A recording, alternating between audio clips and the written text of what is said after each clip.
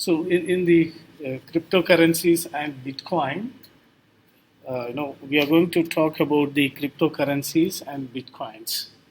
So have you heard these terminologies before? Yes. Good. Okay. And in this course, we are going to talk about what is a cryptocurrency and how this cryptocurrency is different than our regular currency, and the how does it mean to build one, means how these cryptocurrencies are going to be built, that we are going to talk in this. Okay. And remember, in cryptocurrency and Bitcoin, we are going to talk about only the technology behind this. Okay. We are going to talk about how this cryptocurrency built, what is the importance of this cryptocurrency, so that how this terminology is revolved in the world.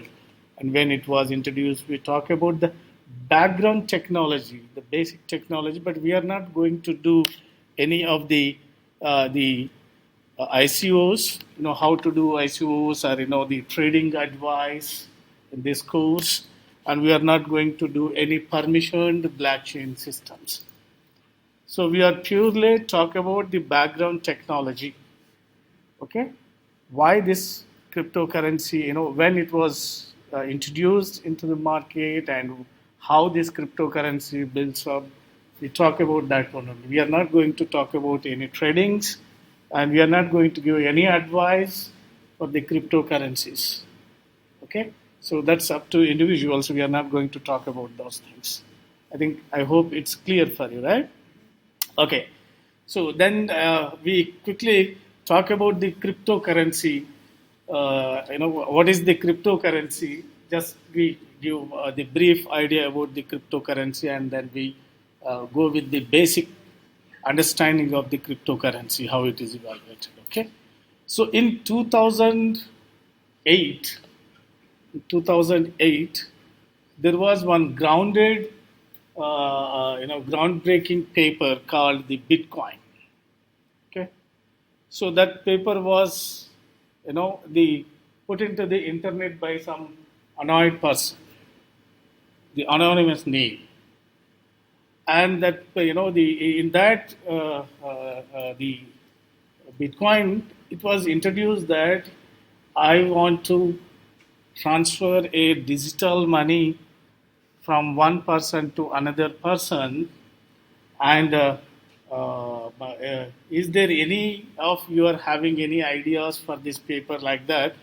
One unnamed, the paper called Bitcoin, that was posted in the internet, and from there the technology evaluation started. So it's all, they mentioned that, how it will be evaluated. It's how the currency can be changed, and the name coined the Bitcoin. So before understanding that one, what we are going to do, we're just going to understand what is a currency, the origin of the money. The origin of the money. Okay.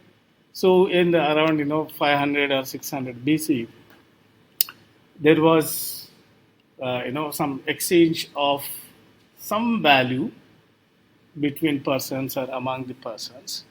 So from here, you assume that, you just see that. Suppose I have, okay, just a second. Okay, I have the ship farm, and I'm having a ship, and another person, let us call Bob, is having the grain. Okay, so then if I want to enjoy the bread, I need the raw from the grain side, right? So I'd ask the Bob, can you provide the bread for me? Then the Bob says, or let me see, it's right. Bob says that, can you provide meat? Okay. So those days, what happens? There is an exchange. If I provide meat to Bob, then Bob will able to provide bread to me. So there is an exchange. For meat, Bob providing bread for me, and for bread purpose, I am giving meat to Bob. So there is an exchange. Okay. So after that, what happens? Then as the value of these things are evaluated, then for exchange purpose, there is and called one unit value, and that units are designed, and those units have certain values, and those units are introduced so that among the people that unit will be agreed and approved, and for what? For exchanging any like meat and grain, they can pay that unit to get meat or to get bread. So that is what happens. If there is exchange, then only there is possibility. And later, when some units are introduced, that units may be in terms of looks like this, or looks like coins, or looks like the papers later on introduced. So what if Raj wants to purchase some the bread, so but Bob don't want a meat, but instead of that, Bob Raj is just paying any of this coin to Bob, so that Bob is providing the bread. So that key. So that means in this case, if you see, for every unit there is a value, and for that value there is a regularization. The nation regularizations are given for that. So for purchasing anything or for exchanging anything, these values are introduced. Correct? Now see, so these are all the evaluation of your the origin of money. Now assume that Raj is having 5 or 6 different ship forms. Okay, one form is located in San Antonio. One farm is located in Dallas. One farm is located in Austin. Okay? And only Raj is having the ship farming. Okay? So then, in that case, now how any individual can go and, take that, ship from any farm? Is it possible? I have 4 farms, one in San Antonio, Houston, Austin, and Dallas. Okay? So then, anyone can from San Antonio who is moving to Dallas. Okay? He just want the ship from my farm, but he's moving from San Antonio to Dallas, so he don't want to take the ship from San Antonio and move to the Dallas and move to the Houston. But instead of that, he or she wants to take the ship from my farm, from Dallas itself, or from Houston itself. Is it possible? So it doesn't want to transport from San Antonio to Dallas. He just wants to pick it up at Dallas. That's good. Yeah. So if we're saying that he bought a specific animal, we wouldn't be able to do that because there's a cost of transporting the animal. But if he bought the idea that you owe him an animal because he's giving you money, then he can redeem that debt at Dallas and say, no, I'm owed this much. That's correct. Any others? The perfect. Okay. Any other way of thinking? Yeah. So in that case, is really correct. Here you can find the deposit and receipt. Right? That means you can deposit money to Raj farm anywhere, okay? And once you deposit the money, you will get one receipt. You can use that receipt to any of these 4 farms, show that receipt, and get the receipt from the farm. That means there is one centralized station of this farm. Okay? So either you can, at every farm there is one station where you can deposit money and get the receipt. If you want to get the ship from San Antonio, you can take from San Antonio, but you don't want to, you want to reduce the cost effective, as you say. Just bring that receipt and go to Dallas, where the farm is, you can bring something. Use that receipt to go to Austin, and if you are in Austin, then you can enjoy the receipt. So there is no need of transportation. So that's concept comes. So in this case, your receipt have a value. If you are depositing some, $100 or $200, based on that you will get the receipt. So the value of that receipt is how much you are depositing. Correct? So this is the scenario of the original money and the money transfer. So later on, nowadays, earlier days, there is an exchange, and after that, some units are identified with certain values, and later on, for any business purpose or for any purchase and the deposit purchasing purpose, the deposit concept here. Centralized and decentralized. So let us think about the another the way of payment of this money. If you see in traditional payments in a banking system, what do we do? In traditional bank system, yes, please. Okay. So in the traditional brick and mortar bank, you walk into the bank with the amount of money you want to put into your account. You give it to them, and I don't think you, because I haven't done it in so long, but I don't think you get a receipt, but it is in the records that you did deposit an amount on time. And then later, should you need to pay with that money, you can use a tool the bank gives you, like the check, to say, I, in the case of this, Alice, owe the holder of this check $5 from this specific account with all these security details. And then when it's brought to the bank, they look at it, they check it against their records of your account, say, this is a valid check, here is the money from her account. Correct. Any others? Nathan, can you speak out something about these traditional bank payments? Suppose you went to a coffee shop or you want to purchase a coffee. So how the transactions takes place between you and the coffee shop?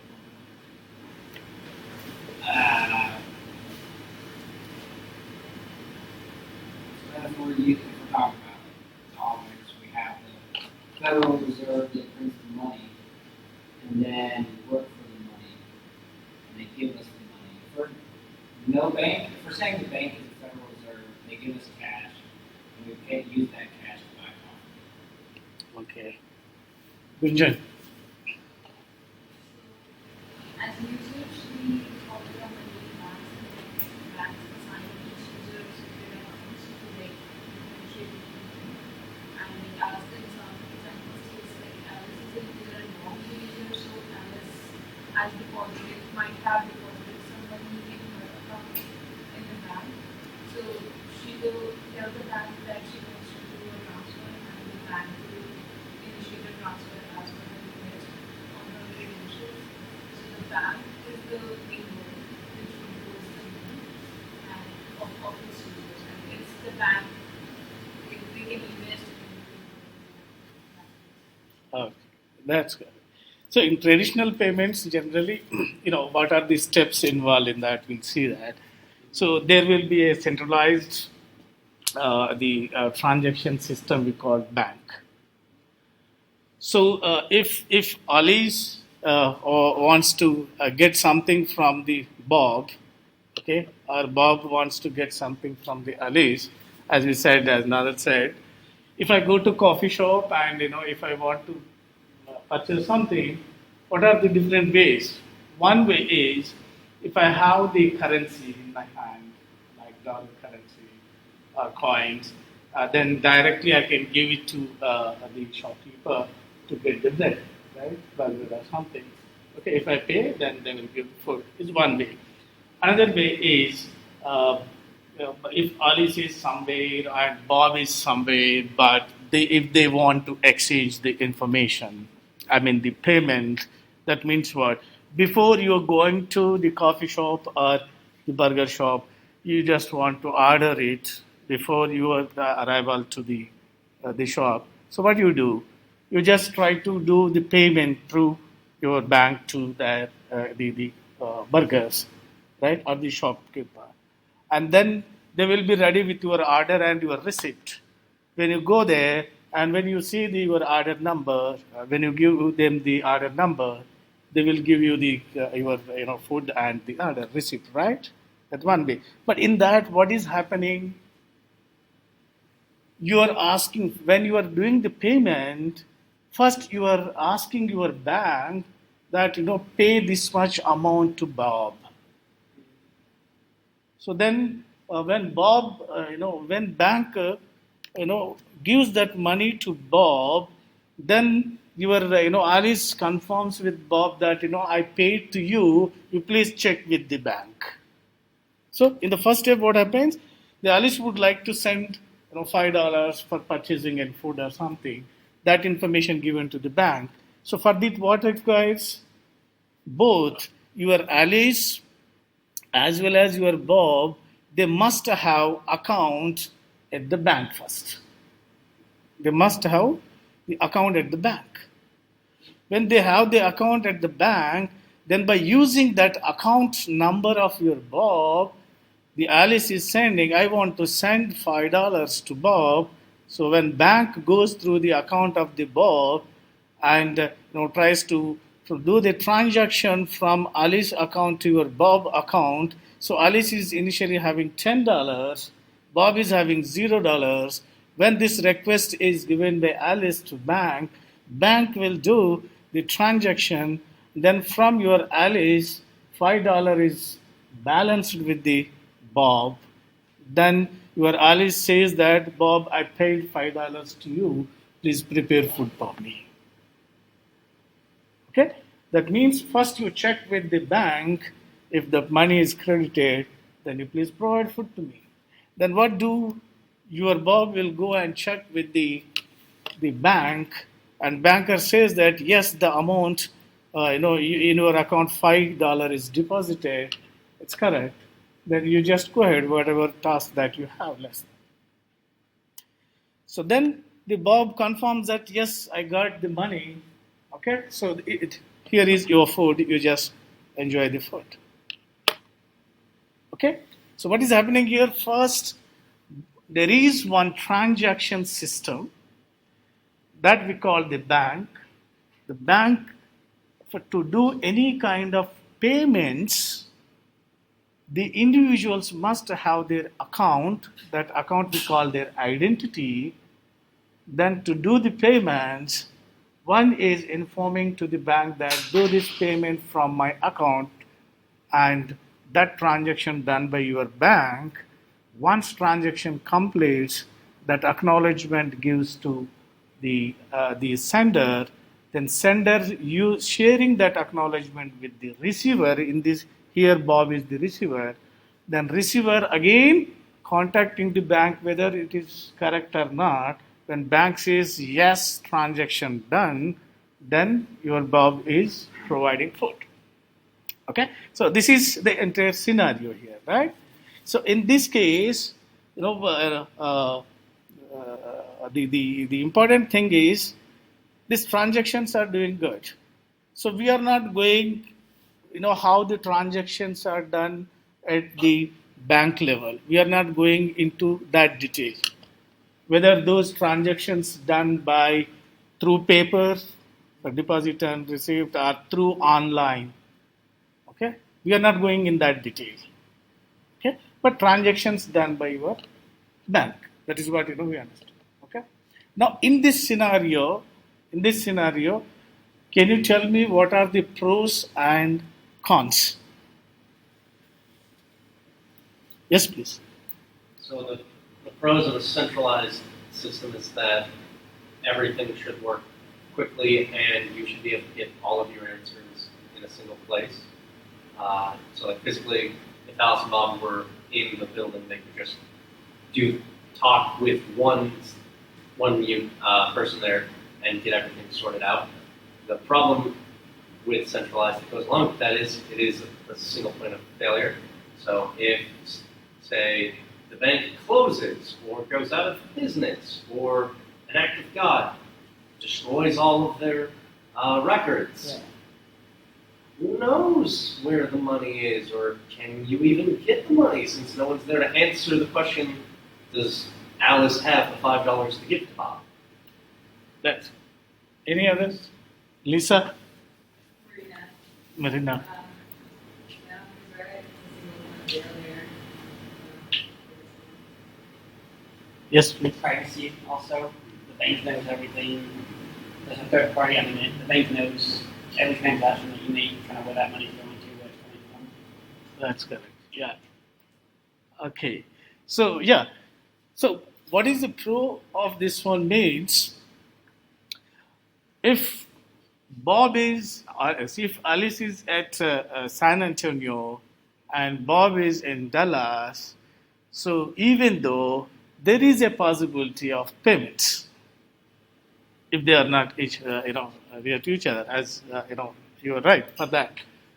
So that means if there is a distance between sender and receiver, even though the payments can be take place, that is the advantage. So that is the digital, the transformations can be done. Opposite the digital payments. So you can pay by sitting at San Antonio to Bob, who is in Houston or Dallas. Okay, but there are a lot of disadvantages, as said by Nathan. Yes. As said by Nathan, the observation that because of external weathers or because of external problems, if your bank, because of electricity problem or something, if entire bank become burned, all the documents or all the information about the user's accounts will lost. So who will take responsibility? So that is one problem, and another one is to do the digital payments. Either sender or receiver, both are depending upon the bank. Both are depending on the bank. So depending upon the bank means if bank must be, the bank always must be online. If bank, suppose because of power failure or anything, bank becomes offline, suppose, or power down, the payments cannot be done. Because sender and receiver both are depending on the bank. So that it says that there is not a peer-to-peer, because banks must be online during every transactions. And one more thing, all these transactions done on the server, right? Okay. So for every server is a device, correct? It has some limitations. It can handle, for example, this server 1, it may handle 100 transactions per second, suppose. But because of heavy crowd and transactions, instead of 100 on this, comes to this server, instead of 100, if 1,000 transactions comes per second, will this server able to handle that? No. Then there will be a delay in transactions, right? When there is a delay in transactions, for every delay there is a limited time is given for transaction timing. So when transaction timing goes out, your transaction will not be done. That means sender and receiver, they cannot exchange their payments. That is another problem. Okay, that is another con, right? And as said, if bank fails, then every details goes, and then the bank can delay or cancel the transactions. Because of this issues, bank can say that I cannot process your transaction now. And one more thing is the privacy. We are going to talk about this privacy soon. Okay, privacy is another concern of traditional bank payments. Okay, so then as said, if bank fails, there will not be any transaction between them. Alice would like to say that, I would like to say, but bank says no. because server is busy or something is busy. They can say the consent. Okay. So then in that case, the new evaluation of this, to get out of this trouble from this traditional banking, the another concept came that e-cash. E-cash. So in e-cash means it is an electronic cash, right? In electronic cash, you can exchange the electronic cash number with your receiver, which to whom you want to pay. You can exchange that. But from where you get the number, e-cash number. Again, there is a bank. In that bank, either sender or receiver, Alice or Bob, in our case, they have to have their account, and in that account they have to have the money, and in that, by using that money, they request the bank to give the electronic payment number. We call that digital currency number. So Alice says that I would like a coin, electronic coin, that digital coin, okay? And so for that, Alice will pay the money to the bank to purchase that digital currency, the coin, okay? So upon paying that digital currency, after getting that money, for that currency, this digital coin, bank will maintain a ledger. So this ledger may be digitally maintained, or this ledger can be maintained on paper also. So we are not going in that detail how bank is maintaining. But Alice paid money and requesting the bank that give me the digital currency, digital coin, okay, so that I can use that coin anytime, anywhere. Okay, so then in that case, what the Alice is paying some money to bank, and bank is giving this coin, digital coin, to Alice, and while giving this digital coin, to maintain the details of digital coin, your bank is maintaining a ledger with some serial number, okay. So now Alice is having the Bitcoin, and Alice can use this e-coin, this digital coin, to purchase anyone.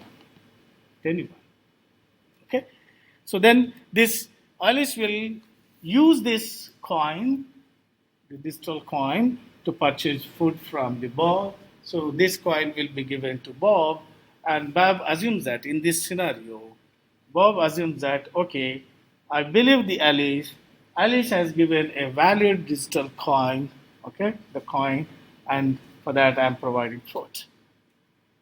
So after that, the Bob gives food to the Alice, and then Alice will deposit the same e-coin, the digital coin, with the bank. So now, when the digital coin, this coin is deposited in the bank will check the serial number of that coin with its ledger. If it is matching, then says that, yeah, this coin is valid, and this amount, this amount, would you like to deposit in your account, or would you like to take the cash withdrawal asked by the bank? So if it's up to the Bob whether he wants to deposit or take the cash, okay, and get that cash. If you want to get that cash. So this is a scenario of your eCash. In this case, now what is the drawback? When the Bob get this cash from this bank, whatever the serial number assigned to that coin, that serial number is removed. Okay? Yeah. So I have a few thoughts on flaws with this. One, depending on how serial numbers are set up, you have to trust Alice when she says this coin is worth $5. You have to trust that this coin is worth it because you don't have a way of immediately tracking it. Yeah, that's a good point. Yeah. So this was, this concept, eCash concept, was introduced in the year later 2009 onwards. So here, the bank is giving the anonymity. What is the coin serial number that is decided by the bank and that is digitalized by bank and give the coin. So for do that digitalization, here bank is going to be used the digital signature. Digital signatures are used by the bank. We are going to talk about the digital signatures, concept here. But inside the bank, what is happening that we know. So in this case, in eCash, what happened? Anonymity and accountability is there. Accountability means whatever amount is paid by the Alice, for that amount only the coin is given by your bank. So that is accountability. But anonymity means what is that coin number? Doesn't know. To Alice, either Bob. No one knows it. Okay, that's again a problem. So there is anonymity. So that comes, we are going to talk about that, how that digitalization done, that we are going to talk. But that concept came into the picture that in this scenario, what happens? To purchase anything from Bob, Alice is not approaching the bank. Okay, first, Alice might have purchased the coin some 10 days back or months back or years back. And Alice haven't used that coin. But today Alice wants to go purchase bread from the bar. So again, the what you call Alice is not approaching the bank, simply using that digital coin and taking that the food, enjoying the food. Okay, in that case, your bank fails or anything happens, but you have the coin, so you can enjoy the food. That thing accountability is there, but anonymity is there. That's the a major problem. So in this case, what are the pros means still digital payments are happening like our traditional payments, okay? Because the transactions done by the bank itself, because we are purchasing that. And it is in this, what is there compared to your traditional payments? For traditional payments, every time you need to go to the bank will transfer money to the Bob, then Bob will check whether account is transferred or not, then there is no peer-to-peer. Alice to Bob, there is no direct transaction. They, for do any exchange of food and anything, they are going via bank. So there is no peer-to-peer. In digital coin, in eCash, what is happening? There is a peer-to-peer.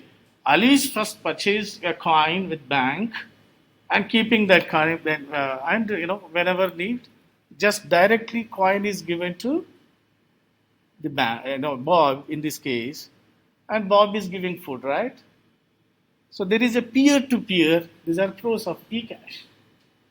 But what are the cons? Same like bank need to be online to verify every time, and bank can fail sometimes, or they can deny also. No, we cannot give money. We don't have coins now, so we cannot give you. Anything can happen. Again, there is a con. And the bank can, regarding the privacy. So we are going to talk about this privacy also. So this is, from traditional payment, another advanced, the concept came like, eCash.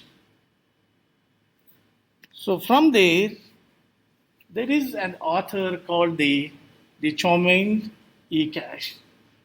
So whatever the pros and cons are there in this eCash, that is the anonymity and accountability is there. In that, it is the Chaumian's eCash concept came into it. The algorithm developed by Chaumian, false, and not. 3 others. Recaching. Okay. So in this case, in Chaumian eCash, Alice came in the previous eCash, bank is choosing a serial number and doing the digital signature and providing it to the Alice. So, but Alice don't know what is the serial number of coin. But instead of this, the to address that anonymity and accountability of eCash, the Chaumian eCash says that instead of the serial number chosen by bank, the user can choose the serial number and do the blind signature on it. Okay, so Alice can choose the serial number for Alice transactions. whatever money I'm paying. Okay, and then the Alice blinds her message to the bank. Means Alice can, you select some random number and, send it to the bank. So what is there inside the random number? Bank don't know. What is the serial number of that transaction? Bank don't know. So that is Alice blinds her message to the bank, so bank cannot see what is the serial number of that. Because if serial number known to the bankers, there is a possibility of cheating by the banker. They can use that serial number and they can do the transaction within the bank and says that your transaction is happened. So there is no privacy. Right? So then, if Alice choose her own the message and gives the blind message, means do the signature and send along with signature, pay the money to the bank. So bank will take, bank just need money only, right? And keep that signature, the blind message as a deposit in the bank, and give a coin. And that coin, when Bob redeems the blind message, the bank doesn't know what payment came from Alice. But only the Alice can, gives this serial number, the digital signature which is signed by the Alice, that will be shared by your Alice to Bob. Bob will give that to bank. Then bank just check, okay, this is the signature of Alice, so give the payment. So in that, whether you are paying $5, $10, $100, it is not known to bank. Yeah. You said that they then check for the signature, but if Alice blinded the message to the bank so they don't know what the signature is, how are they checking? No. They are going to keep, when this blind message signature given by the Alice to bank, Okay. bank is going to assign a coin, right? Yes. So that coin serial number maintained by the bank. Okay. But inside that, which transaction number mentioned by this Alice don't know to bank. Bank knows only bank serial number. Yeah. Thank you. So here you can see the same e-cash concept. The bank is having its ledger. Bank don't know anything. But the Alice would like to buy a coin. For that, Alice choose a serial number of Alice own and blinds it, and signs it, and give along with that it send money to bank. Now upon that, receiving by this money by bank will give a coin. That coin is digitally signed. Okay, that coin is digitally signed. So bankers don't know what is this N. But whatever message that the banker said, whatever the message of your Alice is there, this message is signed by your bank. Then it becomes a digital sign. So we talk about this digital signature in details. Then you can understand what will be there inside and how this digital signature. Digital signatures are basically used for integration and authentication. We talk about that in detail in upcoming lecture. But here, Alice simply blinds, and based on this money, bank is simply signing this blind message. This blind message, the serial number of your Alice is signed by your bank with your digital signature, and with this, it gives the currency back to your Alice. Now, in digital signature here, I just want to tell you one thing. For digital signatures, I'll give you the brief idea about this one. Okay, in digital signature, it uses the hash functions. Okay, we call the hash function. This hash function, the beauty of this hash function is it is only one-way traffic, not two-way. Okay, that means if you give any input, suppose the X input to it, it will generate a output Y with fixed length. Fixed length in size. That means if you give R and if fixed length is suppose 12 bits, for example. So random bits will be there 0, 1, 1, 1, 1, 1, 0. If you give Raj Kumar something something something up to a very large volume of message as an input, even though it will generate only 12 bits. And those 12 bits are used as the signature. Those 12 bits. In that, if suppose Raj is given as an input to your hash function and it generates a Y of some 01110 B something like that. If instead of RAJ small, if I write capital RAJ, the output will be changed completely. If any characters change, its output will be changed. So, we don't want to go in detail here now. We are going to talk about in this hash function in detail in upcoming lectures. So that is the primitives, cryptographic primitives which are required here. But here see, the digital signature coin will be given. Now this coin will be used by your Alice. Alice just give that coin to Bob. Bob will take that coin and as usual pay, they give the food to the Alice. And after that, your Bob is going to deposit that coin to the bank because bank is signed on this coin by using Raj message, not Raj message. This is correct, this is not. So when this coin is deposited by Bob to your bank, again bank use the same Raj message, for this hash function, for this message to check whether it gives the same sign or not. If both the signs are matching, then bank says, yes, it's my sign only. And then once that sign is verified, then bank knows the serial number which is assigned to that coin, and that coin will be delivered to your Bob. So here there is a possibility that there is a double spend detection concept. So what is that? If I buy a coin, Alice buy a coin, and there is a possibility of the same coin can be given to two different persons. Then what they two different persons do? They try to deposit that coin because it's a digital number only. Coin means it's a digital number, right?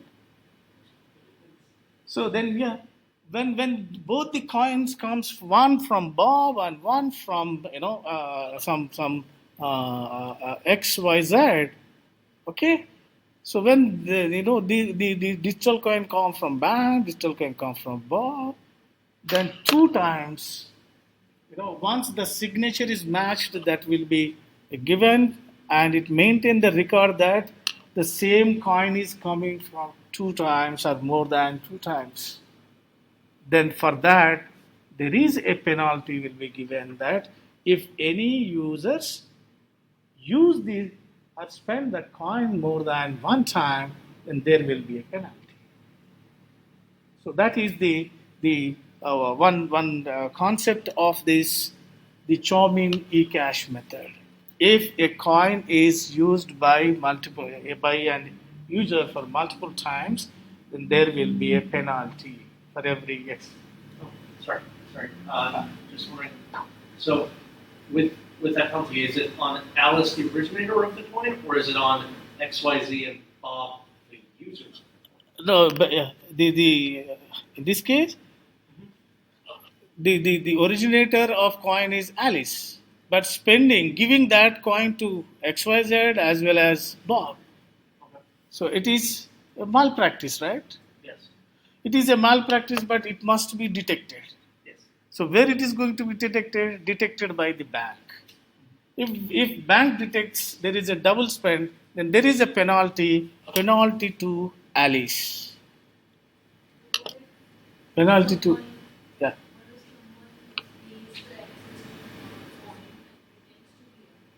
That is another, pros and cons of this method. Okay, there is a possibility because it's after all a digital number. So if that digital number stolen by the anyone else, like attackers, you are a network specialist. So if network attackers attacks your number, your information, personally identification numbers are proved that they can use. They could do double jeopardy on you then. Yeah. Take your money and then double use it, so you're hit with penalty too. There is a possibility, yeah. So in that case, again, privacy matters. When privacy matters, your network security comes into picture. Okay. Yeah. So, but how upon the detecting there is a double use of your coin of your Alice with U and Y, then the penalty will be given to Alice itself for misusing it. Okay. So, with this concept, what is the pros and cons of this concept means digital payments are happily done. And there is a peer-to-peer because Alice is giving coin to Bob, Alice is giving coin to some XYZ. Okay, so there is a peer-to-peer, means there is one-to-one payment is done without bank. Okay, and then here comes the privacy issues, as said by Gunjan. If that number, known by any third party, they can misuse that. And there is in this case, the offline double spend detection is not possible. Okay, and then cons are as usual. The bank can concern the withdrawals and the deposits. Okay, so in that case, how to come out of this to do the peer-to-peer digital transactions? So then how to build a decentralized, because every time it may be your traditional payment, it may be your e-cash payment, it may be your Chaumian e-cash payment, okay, by doing some digital signatures.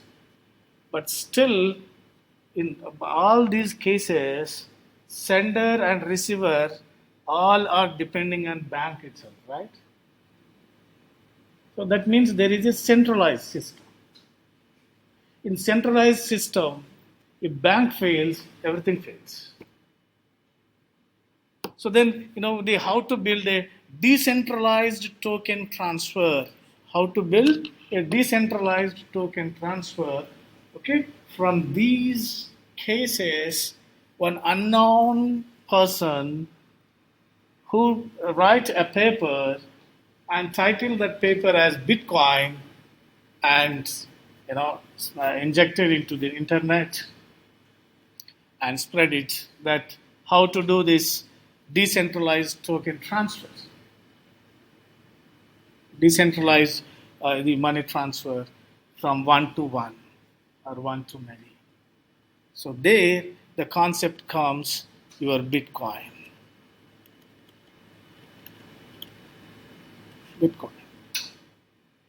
Okay, so then how it will be done then? How to build a decentralized digital concept means when this Bitcoin came into the market, then Bitcoin is not coined by, or Bitcoin concept is not introduced by any academicians.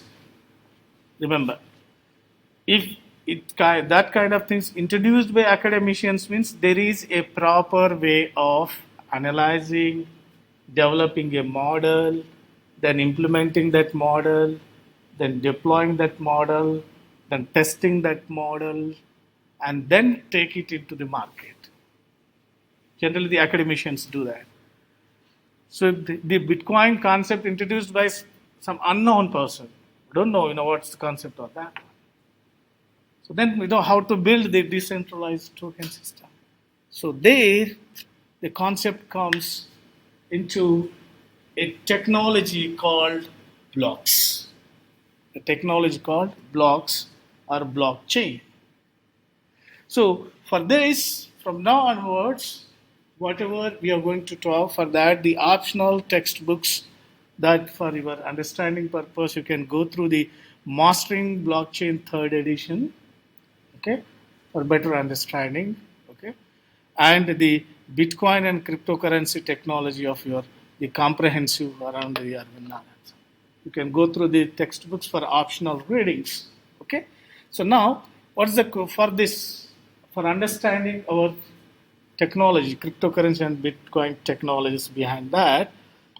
We should understand one should have the good programming skills as we discussed in the previous lecture and the good grasp of your data structure and the algorithms, okay, to implement the blocks, okay. You talk about the data structures, okay, and then the concept of operating systems. In operating system, the process management and inter-process communication basic concepts are the required to understand, and the concepts from computer networks, how the nodes are going to be connected each other, okay. So suppose node 1, or node 2, node 3, or node 4, or node 5, these are all users who wants to exchange the digital currency, okay, for that network concept. So before exchanging digital currency, it must be generate first, right? So it must be generate means it keeps some kind of information inside. What is the information? For we call this is as your block. For that block, name should be there. In that block, what kind of transactions are going? So you should maintain the transactions, and along with transactions, you should give the privacy. So the concept of this, and this block is going to be exchanged from N1 to N2, N2 to N3, N3 to N4, or one to many. That we for that network concepts are required, and to build the next transaction, use the previous transaction. We call them as your blocks or chain. So to make that, these concepts, basic things are required to come. Okay. So now there are some myths that how to build a decentralized digital tokens. So if you consider the previous the pros and cons of previous 3 case studies, can you talk about the Buster that how to make the decentralized money transfer there? Just think about roughly. We're going to talk about this.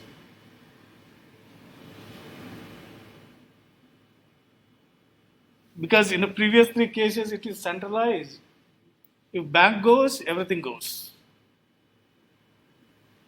If it is a decentralized, if one bank goes off, other banks can take care of that, right? Decentralization. So how can do that? So other banks are there means your data should be maintained in every bank.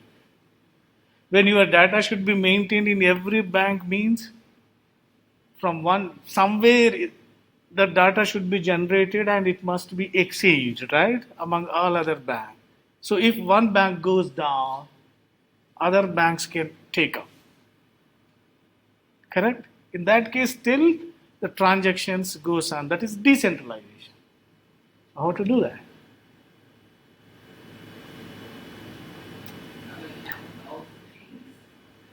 Yeah? No, that's not decentralization because you still have money, like specific money in each bank. Mm. It's like instead of a person having an account, and all the banks like know you and know how much money your worth is, and would have to be able to say like, all right, you, from any one of us, we're all talking. You can at any time have a debt of say $30, Alice. That's how much is against your name. None of us will give you any more money. The rest is direct. Yeah, the rest. Yeah. That's not private. Yeah. Yeah. So there are some myths there that, in that case, to make that decentralized concepts. As you were saying, that's true. So then there are some mythbusters are there that, blockchain is nothing but your Bitcoin, or Bitcoin is nothing but your blockchain. No. Bitcoin, we don't know who introduced that. So based on that concept, academicians they started working on, is it possible for decentralized payments, which just looks like a Bitcoin. So that is, and people says that, any other cryptocurrencies like, blockchain is not your Bitcoin, and any other cryptocurrency means there is a mythbuster that this course is not meant to learn about trading cryptocurrencies as said, the beginning of the class.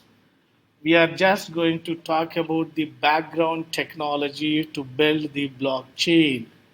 We are not going to do any trade-offs regarding cryptocurrencies or alt currencies or Namkoto or the bitcoins. We are not going. We are just talking about technology. Please remember. Okay, we are not going for any application part of your bitcoins or cryptocurrency. We are going to talk about technology, and we are not commenting on whether Bitcoin is good or bad or not. We are not dealing with that. No. Okay. So in this case, the blockchain, somebody says that blockchain cannot solve all the problems of your decentralization and decentralized system and some consensus which are required, and says that, here you can see, so, where should we focus this year? Then says that blockchain person, if you say, so it will change everything. And everybody is talking about it,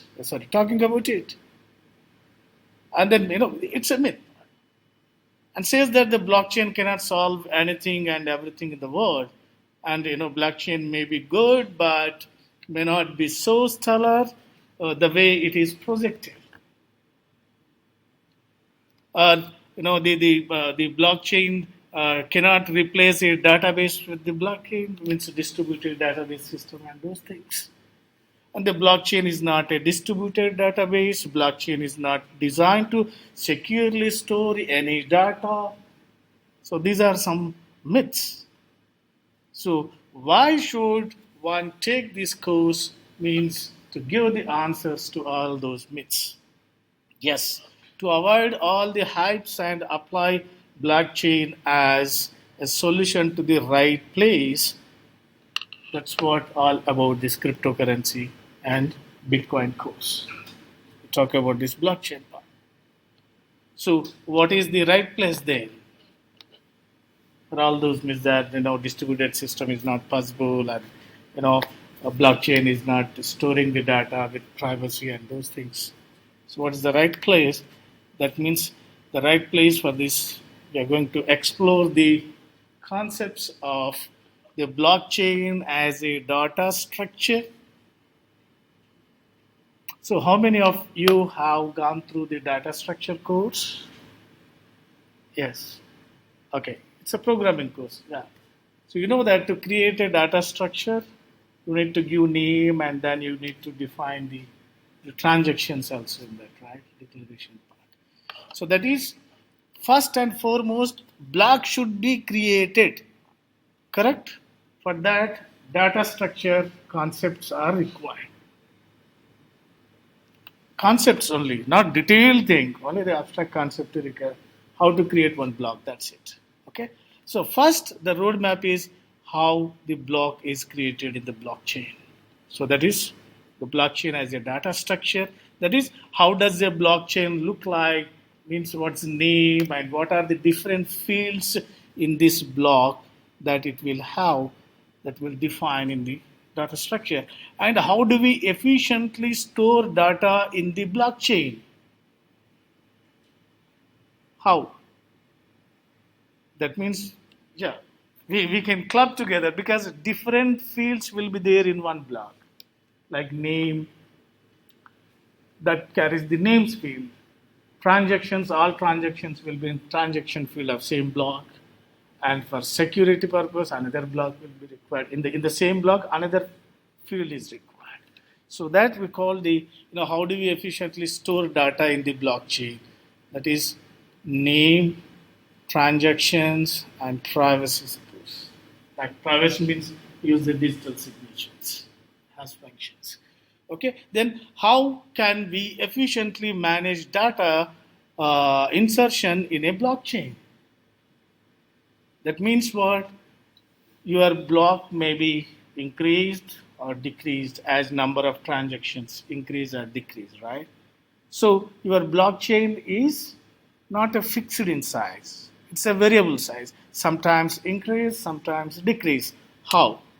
Suppose, in a block we are going to do the transactions of me, Nathan, Gunjan, and Nathan.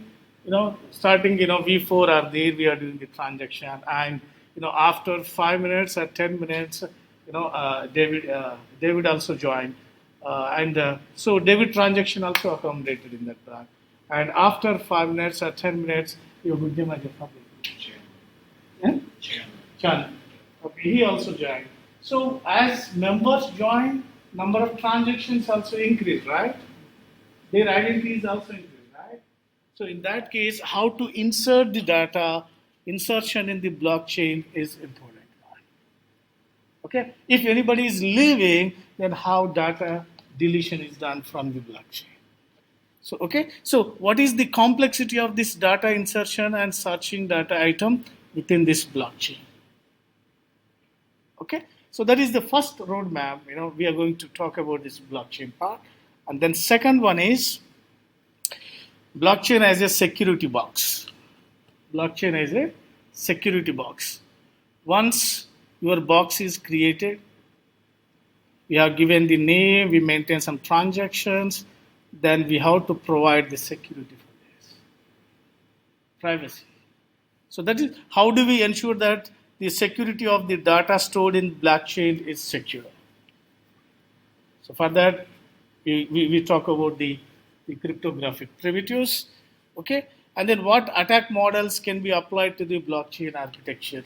There are different attacks, means active attacks will be there. From that active attacks, you can find the recurrence attacks, okay? In that recurrence again you will find some kind of different kinds of attacks also. We are going to talk about those attacks and how to defend those attacks to make safe your blockchain.